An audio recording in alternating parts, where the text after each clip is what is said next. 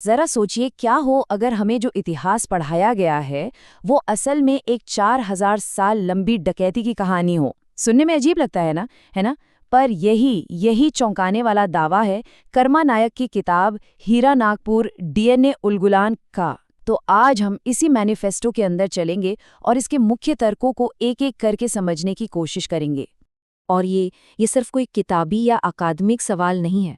लेखक का दावा है कि ये जो संघर्ष है ना, ये आज भी इसी पल हमारे समाज के हर एक पहलू को, हमारी राजनीति से लेकर हमारे हाथ में जो स्मार्टफोन है उस तक को कंट्रोल कर रहा है।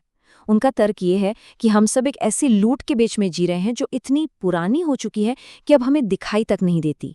तो इस पूरे क्रांतिकारी विचार को ठीक से समझने के लिए हम इस मैनिफेस्टो के 5 मेन हिस्सों पर नजर डालेंगे। सबसे पहले ये 4000 साल की डकैती का कॉन्सेप्ट क्या है, फिर सिंडिकेट की आज की चालें क्या हैं, इसके बाद विजय नायक की एक केस स्टडी देखेंगे, फिर एक पन्ने के संविधान का जो प्रस्ताव है उसे समझेंगे और आखिर में एक ग्लोबल उलगुलान का जो आह्वान किया गया है उसकी बात करेंगे। तो चलिए सबसे पहले किताब के उस दावे पर आते हैं जो इसकी नींव है। लेखक कहते हैं कि इतिहास की शुरुआत से ही इंसानों के दो बिल्कुल अलग समूह रहे हैं। एक जो निर्माता थे, जो चीजें बनाते थे, और दूसरे शिकारी जो सिर्फ छीनते थे। और सबसे बड़ी बात, उनका तर्क ये है कि ये लड़ाई कभी खत्म हुई ही नहीं। किताब के हिसाब से समाज 2 हिस्सों में बटा हुआ है। एक तरफ है यूरेशियाई सिंडिकेट, जिसे देव भी कहा गया है। इन्हें ऐसे घुमंतू शिकारियों की तरह दिखाया गया है जिनका काम सिर्फ दूसरों के संसाधन लूटना था। और दूसरी तरफ है रक्षक वर्ग यानी नंदी।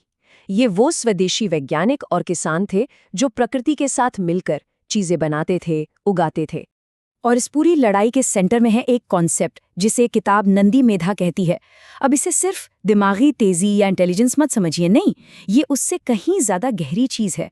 एक ऐसी क्रिएटिविटी जो जमीन से, मिट्टी से जुड़ी है। जैसे एक माली को पता होता है कि पौधा कैसे उगाना है, एक कारीगर को पता होता है कि कुछ बनाना कैसे है।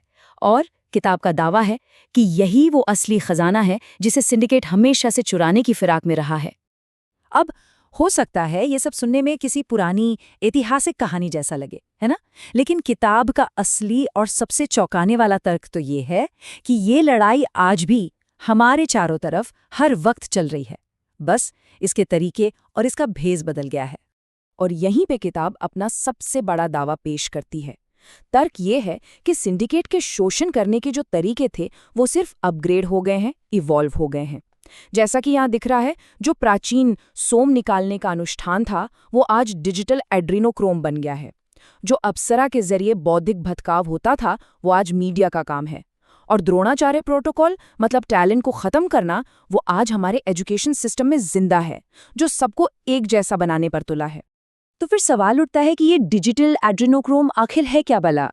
देखिए, किताब के मुताबिक ये वो हालीपन है जो घंटों तक फोन पर स्क्रॉल करने के बाद महसूस होता है, या जब कोई बेटिंग ऐप किसी का समय और पैसा दोनों खींच लेता है। ये कुछ और नहीं बल्कि हमारे ध्यान, हमारी ऊर्जा और हमारे पैसे की एक मॉडर्न हाईटेक फसल है। एक ऐसी लूट जो दिखाई नहीं देती। और किताब साफ कहती है कि ये चीजें सिर्फ टाइम पास या एंटरटेनमेंट नहीं है।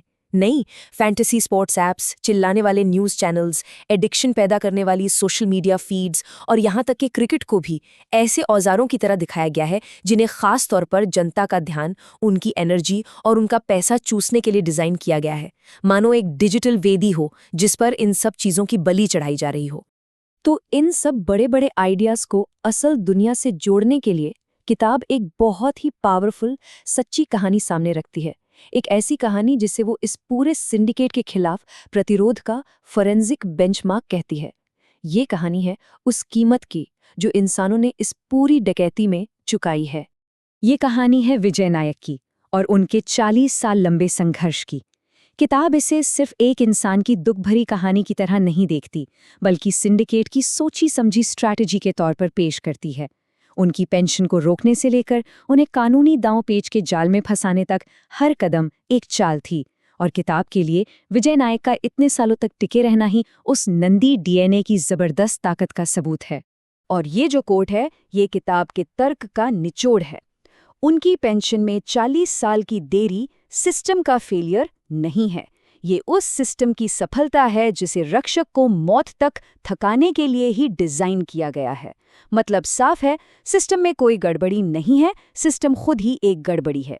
किताब का दावा है कि ये व्यवस्था जानबूझकर तोड़ने और थकाने के लिए ही बनाई गई है। अब इस पूरी कहानी के सामने किताब एक नंबर रखती है, एक ऐसा नंबर जो विजय नायक के संघर्ष के एकदम उल्टा खड़ा है, 131 करोड़। और ये स्लाइड उस फर्क को बिल्कुल साफ कर देती है। एक तरफ सिंडिकेट अपने एंटरटेनमेंट के आइकन पर 131 करोड़ का इनाम देता है और दूसरी तरफ विजय नायक जैसा एक क्रिएटर, एक निर्माता अपनी 1000 रुपए की पेंशन के लिए लड़ रहा है। किताब के लिए ये सिंडिकेट की सोच का सबसे बड़ा सबूत है कि उनकी नज़र में मनोरंजन की कीमत एक इंसान के वजूद से ज़्यादा है।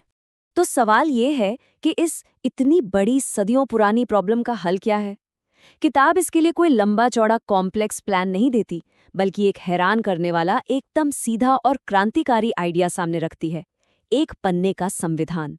और ये संविधान सिर्फ 4 मजबूत पिलर्स पर खड़ा है। पहला, जितने भी संसाधन हैं उन पर 100% हक लोकल रक्षकों का होगा, ताकि लूट जड़ से ही खत्म हो जाए।